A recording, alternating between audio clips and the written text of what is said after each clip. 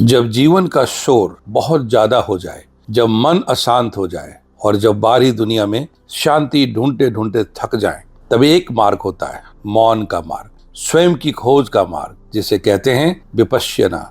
नमस्कार दोस्तों, मैं हूं सक्सेस गुरु ए.के. मिश्रा और आज हम बात करेंगे एक ऐसे ध्यान की जो न केवल आत्मा को छूता है बल्कि जीवन को जड़ से बदल सकता है। विपश्यना क्या है? विपश्यना यानी वास्तविकता को जैसा है वैसा देखना। यह कोई धर्म नहीं है, कोई पंथ नहीं है, बल्कि एक वैज्ञानिक ध्यान पद्धति है जो गौतम बुद्ध ने खोजी थी। लगभग 2500 वर्ष पूर्व गौतम बुद्ध ने विपश्यना को आत्मज्ञान और दुख से मुक्ति के मार्ग के रूप में प्रस्तुत किया था। यह ध्यान भारत की धरती पर विकसित हुआ और समय के साथ एशिया के विभिन्न भागों में फैला। आधुनिक युग में इस प्राचीन ध्यान को पुनः जागृत किया श्री सत्यनारायण गोयनका जी ने, जिन्होंने इसे धर्म और संप्रदाय से परे रखकर लाखों साधकों तक पहुंचाया। यह ध्यान हमें सिखाता है कि बाहरी परिस्थितियां नहीं, हमारा आंतरिक दृष्टिकोण ही हमारे सुख दुख का कारण है। 10 दिन का मौन साधना विपश्यना सीखने के लिए होता है। एक 10 दिन का शिविर, जहां पहला आप मौन रहते हैं, बिल्कुल मौन। दूसरा,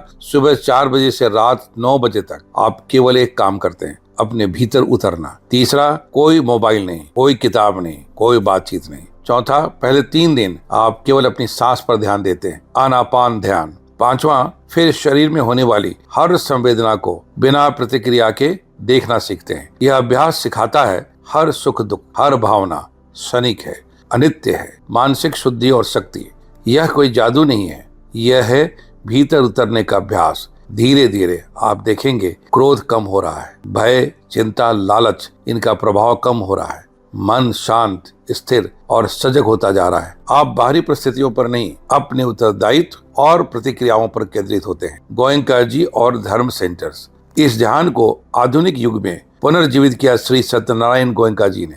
उनकी प्रेरणा से भारत और विश्व भर में धम्म सेंटर्स बने, जहां यह ध्यान बिल्कुल निःशुल्क सिखाया जाता है। सबसे प्रमुख केंद्र धम्मगिरी, इगतपुरी, महाराष्ट्र में है। विपश्यना कोई चमत्कारी उपाय नहीं है, यह एक क्रांतिकारी अनुभव है जो जीवन की जड़ में परिवर्तन लाता है। बुद्धत्व किसी विशेष को नहीं मिलता, वह हर उस व्यक्ति को मिल सकता है जो स्वयं को जानने का साहस करता है। एक बार खुद को मौका दीजिए, मौन में उतरिए, भीतर जाइए और फिर देखिए बाहर की दुनिया कैसे बदल जाती है।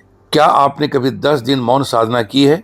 क्या आप जानना चाहते हैं कि बिना बोले वे अपने भीतर इतना कुछ कैसे देख सकता है? कमेंट करके बताइए। अगली वीडियो में हम बताएंगे कैसे पहली बार विपश्यना शिविर में जाएं, क्या तैयारी करें और क्या उम्मीद करें।